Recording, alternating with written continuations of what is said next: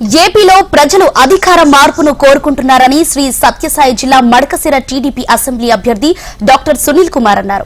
ఉమ్మడి అనంతపురం జిల్లాలో సీఎం జగన్ ఏం మొహం పెట్టుకుని పర్యటిస్తున్నారని ప్రశ్నించారు ఆయన.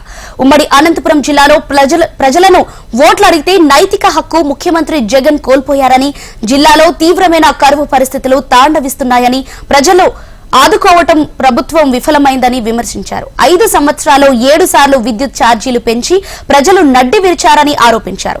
కరువుతో విలవిల్లాడుతున్న రైతులకు ఇన్పుట్ సబ్సిడీని తక్షణమే విడుదల చేసి రైతులను ఆదుకోవాలని ఆయన డిమాండ్ చేశారు.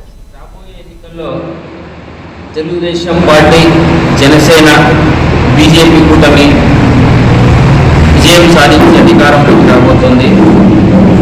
మడకశిర నియోజకవర్గంలో ప్రజల స్పందన చూస్తూ ఉంటే ఖచ్చితంగా టీడీపీ విజయం ఖాయం.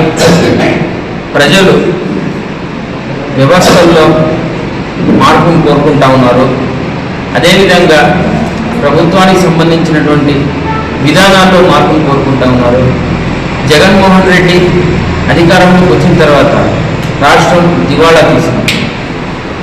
అప్పులు కుప్పలై రాష్ట్ర ప్రభుత్వాన్ని అభివృద్ధిలో నడపకుండా అగాధంలో పడేసినాయి. ఖచ్చితంగా తెలుగుదేశం పార్టీ అధికారంలోకి వచ్చిన తర్వాత రాష్ట్రానికి సంపదను పెంచి దాని ద్వారా అభివృద్ధి పథకాలని అభివృద్ధిని చేస్తామని ఈ సందర్భంగా నేను రాబోయే ఎన్నికల్లో